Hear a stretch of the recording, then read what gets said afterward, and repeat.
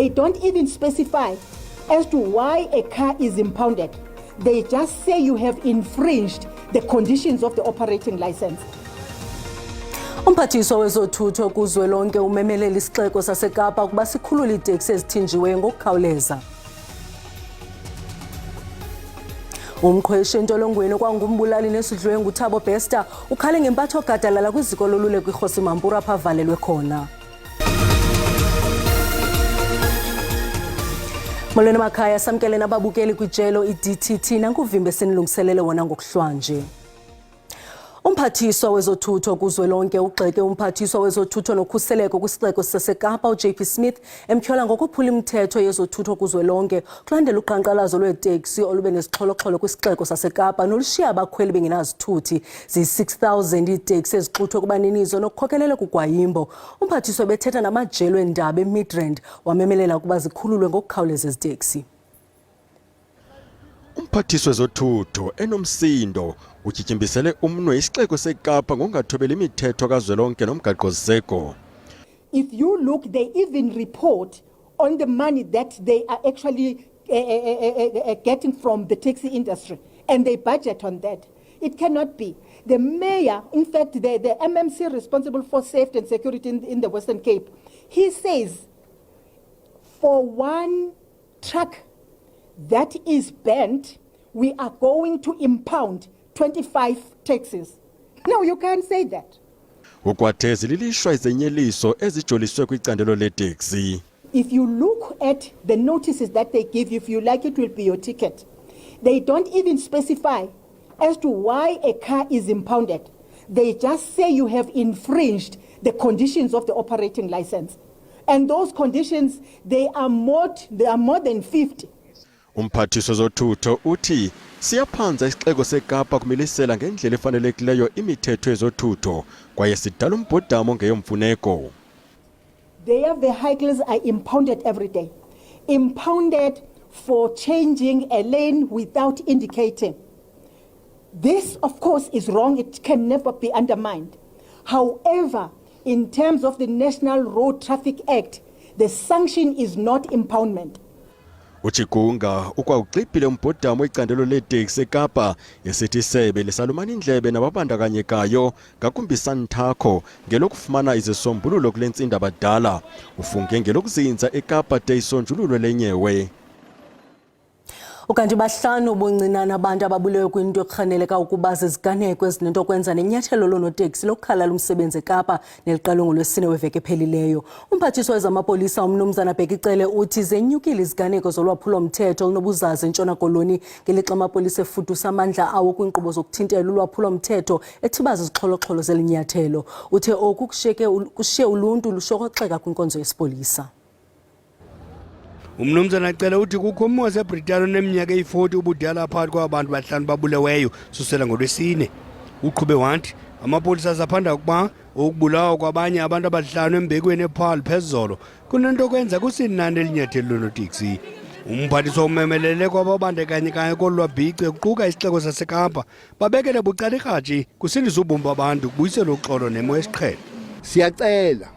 Siyacela samaphoyisa ukuthi abantu abaqondene nokuxazulula lenkinga abayixazulule. Labo bantu ama-association ama-taxi, labo bantu umeya wale city noJP Smith o-MMC.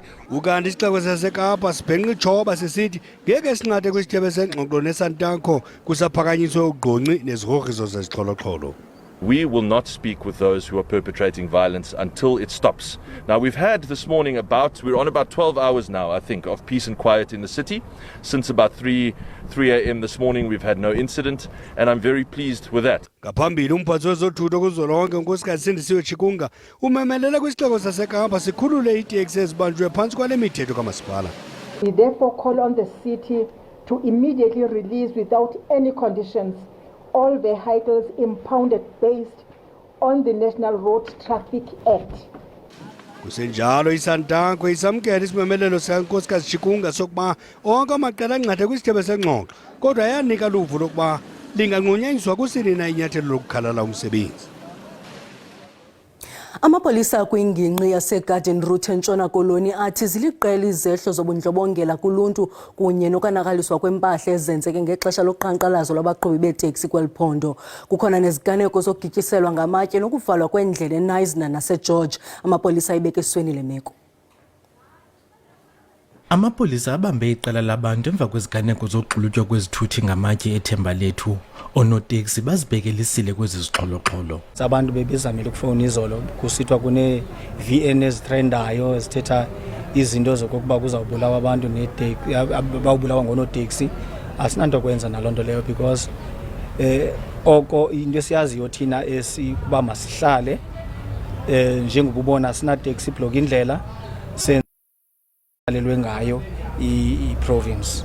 Olu gwayimbo aluchaphazeli abakhweli beeteksi kuphela, nabo bathengisa ukutya ezirenkini bayaluva ulwamvila. Uzuqonde andisapheki kutya ngonenza amafetshu wodwa because ii-customers zam 100% yee-customers zam ngabantu yi-taxi industry, so ke ngoku aba-operate, which means i-business yam is doomed. Abantu abakwazi ushopisha because batakho zimoto ofishi ke ngoku abantu abakwazi ungena ngokomthamo wabo njengoba siqhelile ibhizinesi more especially impela nyanga iqhelo rana ngendlela eqhelo rana ngayo. Amapolisa ibeke phantsi kweliso libukhali lemeko. Kwiindaba ze-SABC ndinguSiphiwe Wobasi eThemba Lethu eGeorge. Umqhweshi entolongweni kwangumbulali nesidlwengu uThabo Bester ukhale ngempatho oluleko iRhosi Mampuru aphavalelwe khona. Igqwetha lakhe uKabelo Mate uxelele inkundla ukuba uBest uhlala ekhonkxiwe iiyure ezingama-23 nangona evalelwe kwisisele senkundla. Boli-12 abatyholwa kwityala lokuqhwesha ukaBester bavele enkundleni kamantyi yaseBloemfontein eFreystata. Uthabo Bester noGqirha Nandi Magudumana badibene enkundleni namhlanje emva kokuba bagqibela ukuba ndawonye ukubanjwa kwabo eTanzania ngo-April. Ukuvela enkundleni kunike ezi zinqandamathe ithuba lokuba zithane ntsho emehlweni zibobotheka kunzima nokuba zisuse isandla somnye komnye. uMagudumana ongumtyholwa wesine noBester ongumtyholwa wesihlanu bakhalaze enkundleni ngempatho egadalala.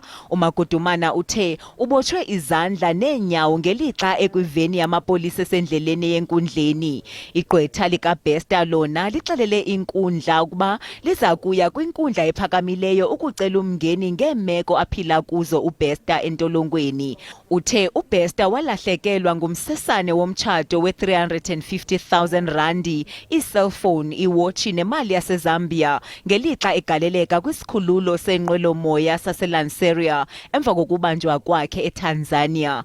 Kusenjalo igqwetha likaMagudumana lithe baseza kuqhubeka nokubhena kwinkundla ephakamileyo yezibheno ngento abakholelwa kuba kukubanjwa ngokungekho mthethweni.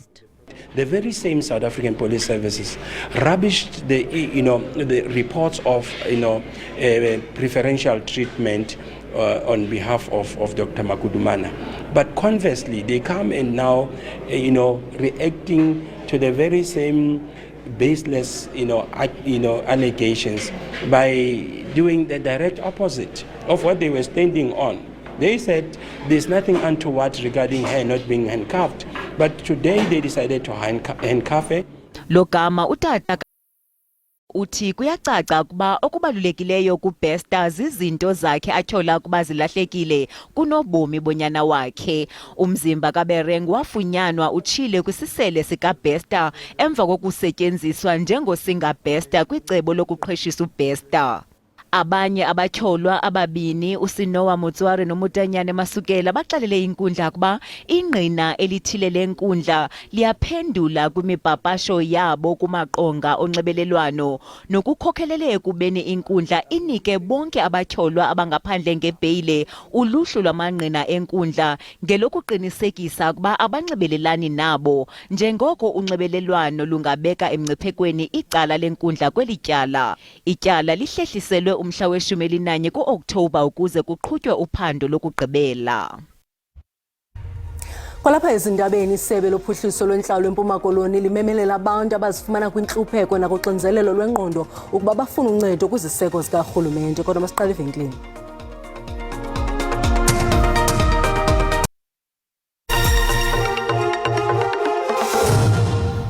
Sinamkele kwakhona kwindaba zeli jelo uyakwazi ukubukela kwijelo le-YouTube uthi SABC Iindaba zesiXhosa kunqaku lokuqala sithe. Umphathiswa wezothutho kuzwelonke ugxeke umphathiswa wezothutho nokhuseleko kwisixeko saseKapa JP Smith emtyhola ngokophula imithetho yezothutho kuzwelonke kulandela uqhankqalazo lweeteksi olube nezixholo-xholo kwisixeko saseKapa nolushiya abakhweli bengenazithuthi. Ziyi-6,000 iiteksi ezixuthwe ukubaninizo nokukhokelela kugwayimbo. Umphathiswa bethetha nabamajelo eendaba eMidrand wamemelela kuba zikhululwe ngokukhawuleza ezi teksi. Isantako, isebe lezothutho necandelo lebhasi bavumile ukuseka igqiza elizokujongana nokuhlaseleka kweebhasi eMpuma Koloni. Amatyala ngaphaya kwe-150 avuliwe emapoliseni oko kwaqala uhlaselo. Isehlo sakutshanje bikukuhlaselwa kweebhasi ezimbini ezitshiswe eCacadu. Igqiza eliza kusekwa liza kuqinisekisa ukuba abaqhubi nabakhweli bakhuselekile ezindleleni. Eliphulo liza kuququzelelwa lisebe lezothutho ephondweni. Nesigunyazi senkundla esimalunga no-Intercape uba makukhutshwe amagosa amapolisa akwazi ubana akhaphe ibhasi kwimizila ezihamba kuyo. Siyasibhena ke esi sigwebo sayo ezinkundleni kuba sikholela into yobana asizukwazi ubana imali yobana sibe nomkhosi wamapolisa agade u-Intercape kuphela. Uba ngomso kuzawuvela enye iqumrhu lebhasi, ngomso ibe ikhampani ye-construction, ngomso ye-security ethi masibagade. Isantako ithi ike yafuna khona amalungu ayo achaphazelekayo koku iza kuwagxotha. Sivumelene ngento ethi makwenziwe isigqeba esizawudibanisa amacala amabini. Eso sigqeba ke sizawunyuka sisehlika ukuyothetha nee-members phaya egroundini. Ishishini lebhasi lonwabile ngezicwangciso ekufikelelwe kuzo. Sizama kangako sinako ukuba makubekho unxibelelwano lokuzama ukusombulula le ngxaki sihlangabezana nayo, le yokuvalelwa kwebhasi nokutshiswa kwazo. Ke ukuba eliphulo kuvunyelwene ngalo ngalamalungu libe liqalisa ukusebenza ngoLwesihlanu. NjinguNomzwane Lemngoma kwindaba ze-SABC eMthatha. Imibhiyozo yama-40 wasekwa umbutho we-United Democratic Front iza kubanjwa ngaphandle komnye wabaseki bayo. Kudliwano-ndlebeni eziko le-SABC umfundisi u-Ellen Busak umentla esithi akazukusamkela isimemo salo msitho. Elitshantliziyo lomzabalazo leminyaka engama-708 lityhola abaququzeleli bale mibhiyozo kunye nabo babeziinkokheli zalo mbutho wabhangiswayo ngeminyaka ye-90s ngokusebenzisa le mibhiyozo njengendlela yokuvuselela umbutho we-ANC. Ekhupha imbilini yakhe owayesakuba lilungu le-ANC kunye ne-UDF umfundisi Alan Busak uthi le mibhiyozo izayo yama-40 yasekwa UDF liqhinga lokuquma nokuvuselela i-ANC kusetyenziswa i-UDF. I talk about reviving the spirit of the UDF, and I'm not talking about reviving the spirit of the UDF as a cover under which we must now revive the ANC, because the ANC itself cannot do it. That's what I think UDF 40 is doing, and I told Comrade Popo that. So that's why I will not be there. Unyawontle uthi umbutho we-ANC uphulukene nendlela yokuziphatha kule minyaka emalunga na-30 eli loMzantsi Afrika lafumana inkululeko. Ukwatyhole lo mbutho ngokuyiphatha dlaka-dlaka inkululeko. Uqhube ngelithi sekukudala yena wayizela ngomva i-ANC kwaye akasadibani nokudibana nawayesebenza nabo kulo mbutho. When the ANC cuts you out, they cut you out, man. There's the saying that they usually warn me about. It's outside. It's cold outside the ANC. You know that one? Yeah. Kwiphulo lwe-ANC lokuzama ukuzilungisa uBusak uthe bubuciko nje obungenasihlahla. Uthethe wophela washiya alilibeleyo ngeenkokheli ze-mongameli weli. Uqhube ngelithi umongameli Ramaphosa uphathwa njengeqanda xa kufaniswa nabo aza emva kwabo. Kumba womlo ophakathi kweRussia ne-Ukraine umfundisi ubuqhwabele izandla ubume boMzantsi Afrika kulomba. Isebe lophuhliso lwentlalo eMpuma Koloni limemelela abantu abazifumana kwintlupheko nakuxinzelelo lwengqondo ukuba bafune uncedo kwiziseko zikarhulumente. Okukulandela inyikitya yokubhubha kwamalungu osapho eGcuwa. Awukazi unobangela wesisehlo kodwa kukholelwa kuba ibisisenzo sikamama besokola ukukhathalela nokondla iintombi zakhe ezintathu. Isebe likwathe zikhona iindlela zokunceda abantu abajamelene nemicelimngeni yokuhlala. Eli khaya lisamashekile kukushiywa kwalo ngamalungu osapho amane. Kuvakala ukuba inkosikazi enama-38 iminyaka ibulele abantwana bayo abathathu phambi kokuba izigqithise amafu. Imibutho yasekuhlaleni, urhulumente kunye noluntu jikelele bangena bephuma kweli khaya bezise inkxaso. Oko kwehlile izibilini noko siyabonakala uba sihoyekile noko. Ndisitsho ke ndisithi ke noko iyathembisa ikhwelo lethu besilihlabile urhulumente ngokwenzeka kwesi sihelegu. Ukanti urhulumente uthi lukhona uncedo kubantu abazibona begaxeleka kwiimeko ezinobunzima. Kukhona ukuxinzelelo engqondweni, kukhona ukuxinzelelo emphefumlweni. Social workers ke azikhona ke for uxinzelelo lwasemphefumlweni. Kamnandi lelali ke ibe nethamsanqa ngoba ibe nesenta apho bavumele khona ukuthi neyiphi imeko abahlangana nazo ze gender based violence nezinjani bayehlale pha bayokuthetha bayancedwa pha. Social workers are there. Or what committee or what councillor, CDW, any structures, neenkosi ezinkosana whatever, kuba banokwazi ukusebenzisana ukwenzela uba uward committee angajongi nje neendlela uba zidlaka-dlaka, ajonge izindlu uba ziyabhodloka, kodwa akwazi ukuqubisana nayo nemicelimngeni. Umhla wokungcwaba awukachazwa, usapho lucela amalizo anokuncedisa kumalungiselelo omngcwabo. Ndingulubaba lodata kwiindaba ze-SABC etholeni eGcuwa. Ukanti iminyaka kaMfundisi Ellen Busaki 78 nxe kuloo ndawo. Abahlali baseMbombela eMpumalanga bayakhalaza ngenguqu kwintlawulo nerhafu. Bathi isixeko saseMbombela sinyuse intlawulo nerhafu de kumabakala athile sadlula ku-100%. Ixabiso lemarike lwale ndawo yokuhlala lingaphaya nje kwe-800,000 rand, kodwa uCharles Whitehead wethuke kanobomi ukuva ukuba ixabisa phakathi kwe-2.6 million rand ngokwesixeko saseMbombela. Uvandlakanyo lwakutshanje lwesi sixeko luyaxhalabisa kubaphathi bezindlu. That's more than 200% increase in what I was paying. I usually paid like 780. Now I'm paying like 1,800 rand a month.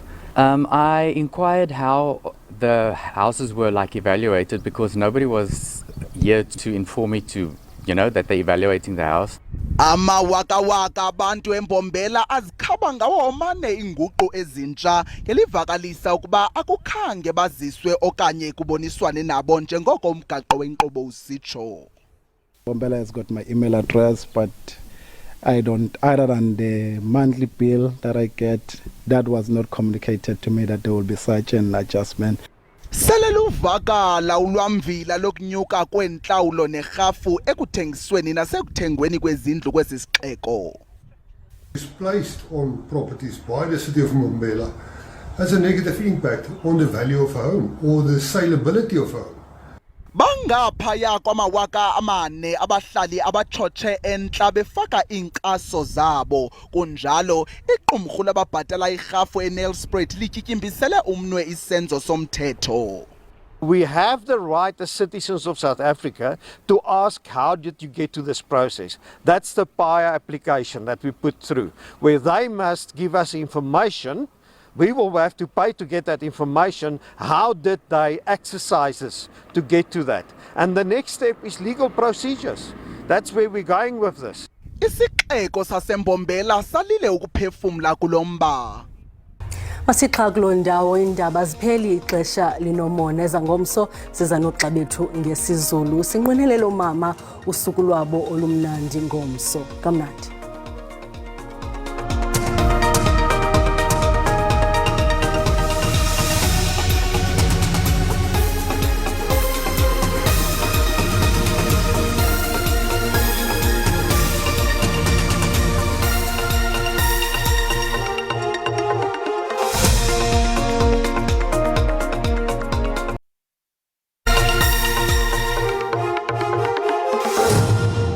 Mawahlangana amafu livume icamagu basembo ndivumeleni nirhabulise kuqikelelo lwemozulu ngokuhlwanje ke phawuleka mbukeli into yokuba imvula nomoya ngokuhlwanje zimvula ezingephi ezilindelekileyo phako ugqeberha ukuyotshona kaloku pha entshona koloni ngaye u30%. Lathi rhwelele ngamafu ke kwindawo eziphako Bloemfontein koPitoli koMahikeng naphako Appleton sihlabele mgama mbukeli sijonge amaqondo obushushu ngokuhlwa. Kuyaphawuleka mbukeli into yokubana aphantsi kwindawo ezininzi siyabona phako Freinberg ngu1 degrees, Kimberley ngu5 degrees, kwezandaba eziphendulayo esixananazileyo koBloemfontein liqanda Qox eDR nguye u6. Sijonge kaloku mbukeli into yokubana mayiqhume imbawula ibangaba uphakwa Bhaca usemahlubini ukwatsolo kuba nguye u7 degrees, khona eThekwini ngu17, eRichards Bay nguye u13, phayibalaburwa ngu14, embombela ngu11. Xa sijonga ke pha eKapa lodumo nguye u9 degrees, eWorcester nguye u6, eCalvinia nguye nakhona u6. Sihlabele mgamambukeli sijonge amaqondo obushushu ngomso. Yaphawuleka into yokubana noko lithela fudumala ke kwindawo eziphakamileyo ezikwintshona. Siyafumanisa mbukeli into yokubana pha eKapa lodumo naseWorcester babambene ngamanqaku ngaye u23 degrees. Asijonga ke mbukeli pha eBalabukura nakhona nguye u23, eRichards Bay ngu25, khona ke pha eThekwini ngu22, eMthatha ngu21, eKomani napha eMonti nguye u21 degrees. Kanti ke eBloemfontein ngu23, khona ke eFreinberg nakhona nguye u23. Sijonge ke pha kumbindi waseDR nguye u23, kanti ke mbukeli eAppleton nguye u29. Maziqhume ingqawe emaxhegweni livuma icamagu inamandla lenkolo. Xhosa.